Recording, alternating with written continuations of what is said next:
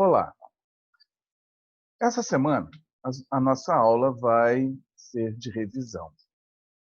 Então, elaboramos algumas questões objetivas para que a gente possa resolver essas questões juntos e discutir alguns pontos mais importantes da matéria com o objetivo de fazer a revisão.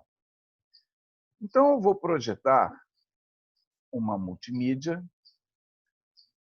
para que a gente possa verificar alguns pontos importantes da matéria. Então, a primeira questão fala o seguinte: esse material todo já estava disponível no blog para que vocês pudessem baixar e acompanhar a aula, né? Então, frequentemente, quando uma pessoa está doente, ouvimos a frase: deve ser apenas uma virose. Entretanto, chamamos de virose todas as doenças causadas por vírus, que podem variar de uma simples gripe até a AIDS. De acordo com o seu conhecimento sobre viroses, marque alternativas em que encontramos apenas doenças causadas por vírus. Então, a melhor coisa para questões como essa é a gente ver os itens e tentar localizar quais são as viroses e quais que não são viroses, para eliminar itens.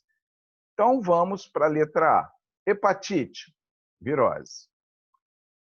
Raiva, virose. Cachumba, virose. Essa aqui já é para marcar. Mas vamos ver as outras. Se eu não soubesse, né?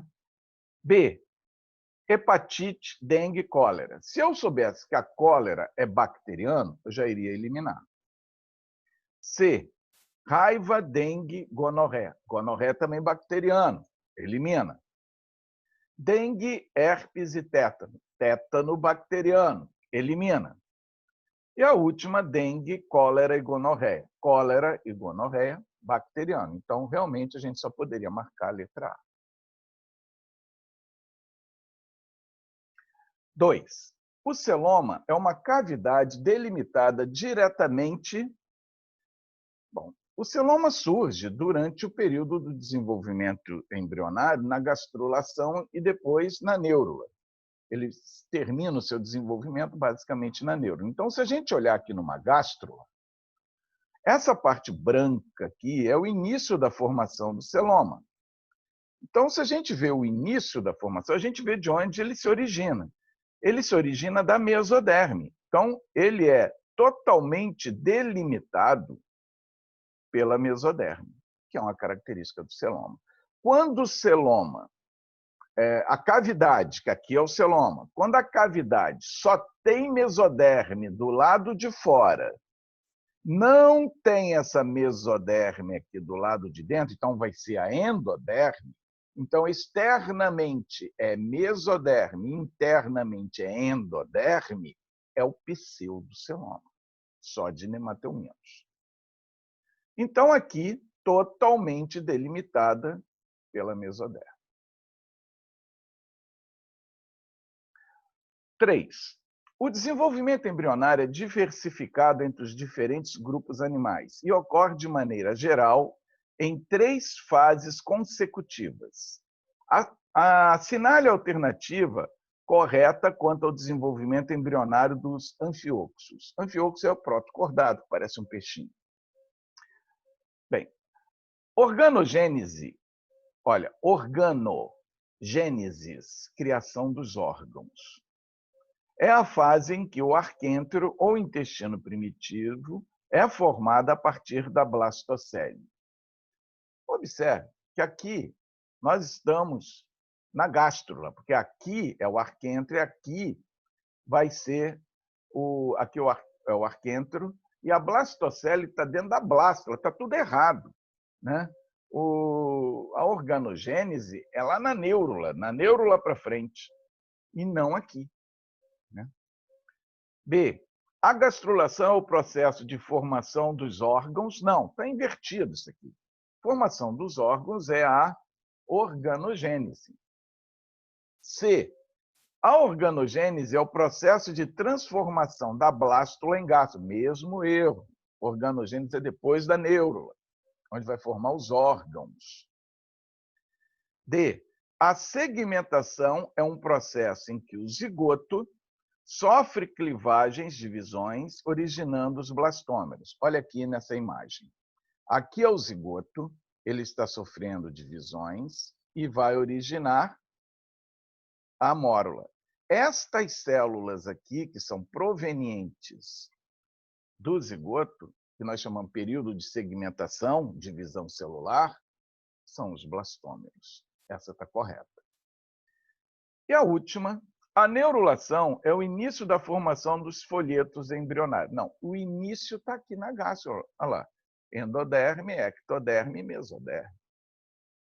Então, a questão a ser marcada aqui, a letra D. Quarta questão. Em uma área de transição entre Mata Atlântica e o Cerrado, são encontrados o pau-d'arco, tem ali o nome da espécie, a cacheta, tem aqui a espécie, e alguns ipês, tem 3 ipês aqui. O cipó de São João, e também é frequente na região. Considerando os critérios de classificação biológica, no texto são citados.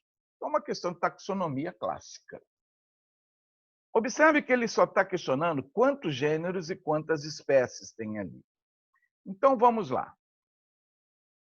Tabebuia é um gênero. Então, tabebuia é um. Nós temos aqui tabebuia, tabebuia, tabebuia, tabebuia. Tudo tabebuia. Então, um gênero por enquanto. Cibistax, 2. E Pirostégia, 3. Então, eu tenho 3 gêneros. Quantas espécies? Espécie é o binômio. Aqui eu tenho 1, 2, 3, 4, 5, 6. Então, 3 gêneros e 6 espécies. É só olhar e saber o que é gênero e o que é espécie. Muito simples. Quinta. A tabela apresenta algumas características de algumas classes do filo Artrópoda. Na tabela, aracnida, crustácea e insecta estão, respectivamente, representados pelos números. Tem um aviãozinho, um helicóptero passando aqui. Dá só um tempinho. Bom, então, na tabela, ele quer que a gente marque na ordem aracnida, crustácea e insecta. Nos artrópodes, vocês têm que ter as características básicas dessas classes, que isso é uma das coisas muito cobradas. Então, vamos lá. Aracnida. O que poderia estar falando de aracnida que é marcante nele?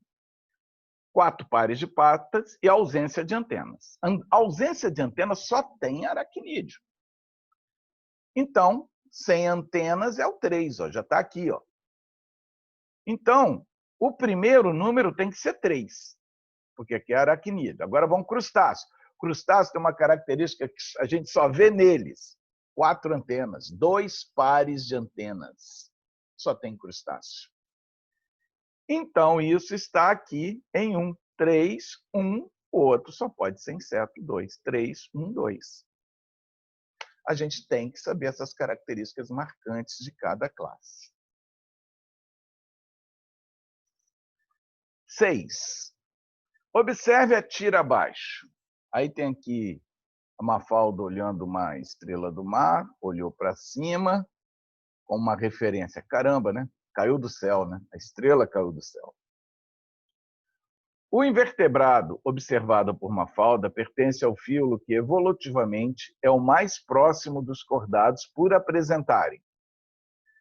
Bem, o filo representado é Equinoderma, onde estão as estrelas do mar. Equinoderma e cordado se ramificam no final da história evolutiva. Então, eles têm ancestrais comuns com características semelhantes entre esses dois grupos, herdados desse ancestral. Quais são essas características? São 3. deuterostomia, quer dizer, eles são deuterostômios, o blastóporo vai originar o ânus. Enterocelomia, quando o celoma surge na mesoderme por duas bolsas na parte superior do arquêntero, só em equinoderme cordado é assim. 3. São os únicos animais que apresentam um esqueleto interno produzido pela mesoderme. Então, essas 3 características só em equinoderme cordado. Isso demonstrando a ancestralidade comum desses 2 filos. Então, aqui, dessas características, a deuterostomia é para ser marcada.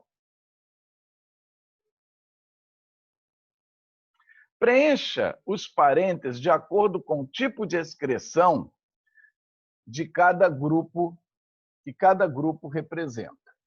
Então, olha só. Amoniotélicos são os animais que excretam preferencialmente amônia. Ureotélicos são os animais que excretam preferencialmente ureia. Uricotélicos são os animais que excretam preferencialmente ácido úrico. Se vocês olharem essa listagem aqui, vocês vão pensar, meu Deus, eu vou ter que saber para tudo, para todos. É difícil gravar. Então, um macetinho. Se o animal respira dentro d'água, ou por brânquia, ou por difusão com a água, a amônia, por ser muito solúvel, se dissolver muito fácil, ela é a preferencial para esses animais. Com uma exceção, peixe cartilaginoso, que excreta ureia, é a exceção. Ureotélicos são os animais que não têm a água em volta do corpo, então a amônia não pode sair. Eles precisam guardar esses produtos temporariamente no corpo para depois fazer xixi. Então não pode ser amônia porque ela é muito tóxica. Então esses animais vão dar preferência, vão transformar no fígado a amônia em ureia, porque a ureia é menos tóxica. Então, são os ureotélicos, geralmente animais terrestres. Mas os animais terrestres que têm ovo com casca, todo animal que tiver ovo com casca, o embriãozinho ali dentro não pode ter nenhuma substância acumulada ali dentro, nem pouquinho tóxica, como a ureia. Aí eles excretam ácido úrico. Então, vocês vão ter que ver o seguinte: água, amônia. Terra, ureia. Na terra, que põe ovo, ácido úrico. Então, olha só, molusco. A maioria dos moluscos aquáticos, né? Então, amônia. Peixes cartilaginosos, exceção, botaram aqui, ureia. Insetos, tem ovo com casca, ácido úrico. Crustáceos, está na água, amônia. Lagartos, põe ovos, ácido úrico. Peixes ósseos, na água, amônia. Serpentes, põe ovo, né, na terra, né, ácido úrico. Anfíbio, se for a larva, o girino, é amônia. Se for o adulto, é ureia. Então, aqui, eu botaria o adulto. Mas, anelídeo, aí a gente vai embora. Mamífero, a gente, ureia. Selenterado, está na água, amônia. Equinodermos, na água, amônia. Tartarugas, põe ovo, ácido úrico. Aves, põe ovo, ácido úrico. Então, a gente chegaria a essa definição. Lembrando que aqui eu botei um ou dois, porque se for o girino, 2 se for o adulto. Mas na prova eu ficaria em dúvida, arriscaria o adulto. Bom.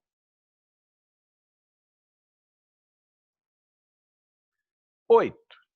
Indica a alternativa que lista corretamente doenças que têm artrópodes como transmissores ou hospedeiros intermediários do agente causador. Então, nós temos que ver quem é o vetor, né? Se é um mosquito, se é o barbeiro, é isso aí.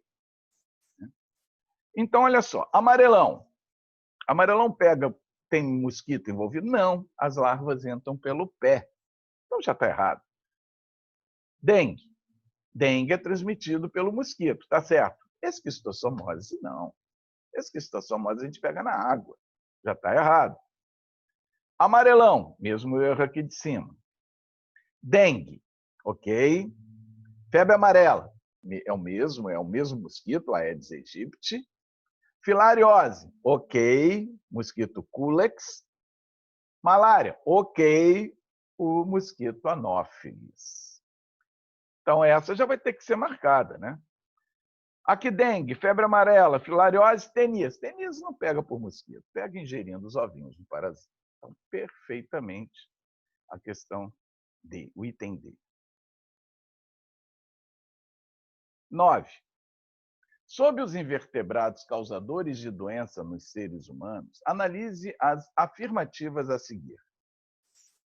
Se uma pessoa, por meio de consumo de carne, ingerir ovos de tênia, primeiro, nunca tem ovo de tênia na carne.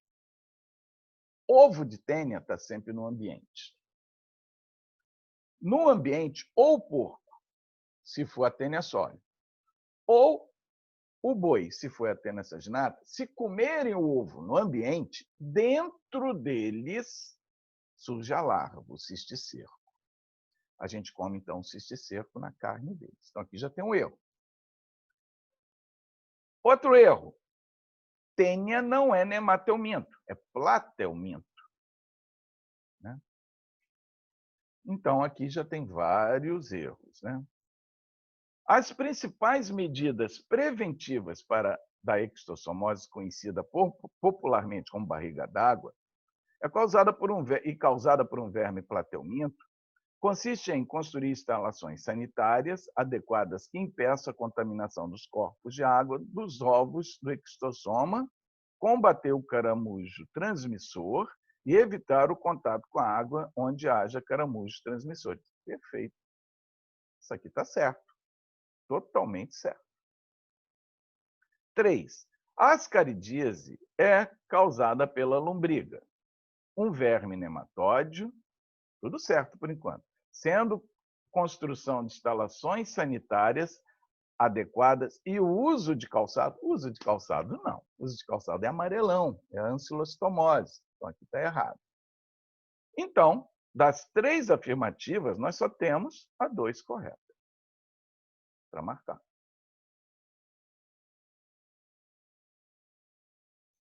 Marque as afirmativas abaixo como V para verdadeiro ou F para falso. Vamos lá. Anfíbios, répteis, aves e mamíferos são considerados tetrápodes. Verdadeiro. 4 patas. Tá certo. Todos os representantes do subfilo vertebrada possuem vértebra. Aí está errado, né? Porque existe os agnatas que não têm essas vértebras. Condrictes são animais aquáticos, condrictes são peixes cartilaginosos. São animais aquáticos dotados de esqueleto cartilaginoso. Verdadeiro. Agnatos possuem boca circular e ausência de mandíbula. Isso é o que caracteriza o agnatus, não ter a mandíbula. Certíssimo. É a lampreia. A classe anfíbia é representada somente pelos sapos, rãs e pererecas. Não. Tem a salamandra, tem os ápodas, que são as cobras cegas que vivem enterrados. Está errado. Então, essa são as opções corretas de serem marcadas ali. 11. Penúltima questão. Vamos lá. Os ornitorrincos encontrados na Austrália e Tasmânia, aqui representados como primeiro, E os gambás da América do Sul, aqui representados como segundo, são classificados como: o primeiro é um prototério. O que é um prototério? Tério é placenta. Proto, primitivo, não tem. Então, prototério também são conhecidos como monotrematas. Eles não têm placenta. Nem pode, né? Porque eles põem ovos, o embriãozinho se desenvolve dentro do ovo. E não pode ter uma ligação com a mãe, porque está dentro do ovo. Né? Eles amamentam o filhote. E o segundo é o metatério. Meta é verdadeiro, foi o primeiro a ter placenta. Só que a placenta é primitiva, o filhote nasce inacabado e vai terminar o desenvolvimento na bolsa da mãe, o marsúpio. Por isso, os metatérios são os marsupiais. Com placenta pouco desenvolvida e amamenta os filhotes dentro da bolsa. Certinho, é isso aí. O primeiro é um prototério ovíparo e não amamenta os filhotes. Amamenta, ele é um mamífero. E o segundo é um metatério vivíparo, certo? Que não apresenta placenta. Apresenta uma placenta pouco desenvolvida. Está errado. C. O primeiro e o segundo são metatérios. Não, já está errado. O primeiro é um metatério? Não. O primeiro é um prototério. Nenhuma das afirmativas. Então, marcando a letra A, que tem a afirmativa correta. Então, nós dividimos, quanto à placenta, os animais em 3 grupos. Prototérios ou monotrematas não têm placenta. São os mamíferos ovíparos, ornitorrinco, éctina. Metatérios. Metatérios são os marsupiais. Canguru, gambá. Né? Eles têm aquela bolsa na barriga para terminar o desenvolvimento do filhote ali. E os eutérios, os placentários, que são a maioria dos mamíferos que têm placenta desenvolvida. 12. Última questão. O filo cordado agrupa exemplos de organismos bastante diversificados. Entretanto, seus representantes apresentam algumas características morfológicas em comum, pelo menos em alguma fase do desenvolvimento. Das características abaixo, aquela que não é comum em todos os cordados. Bom, aqui vocês têm que ficar bem atentos. Ele não está perguntando característica de cordado. Ele está perguntando uma característica dessa não é comum em todos. Fendas branquiais, todos os cordados têm. Mas aqui é uma que não tem em todos. Né? Tubo nervoso dorsal, todo cordado tem. Notocorda, todo cordado tem. São características de cordado. Respiração pulmonar, aí não.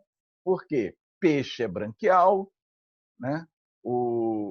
Os anfíbios, a principal respiração deles é na pele, cutânea. Né? E celoma não, celoma todo cordado tem. Então, para ser marcado, a respiração pulmonar. Bom, moçada, era para a gente bolar entre 10 e 12 questões e fazer uma revisão do assunto. Eu espero que vocês tenham gostado. Qualquer dúvida, entre em contato comigo pelo e-mail do Darwin. Eu vou sempre tentar ajudar. Até mais.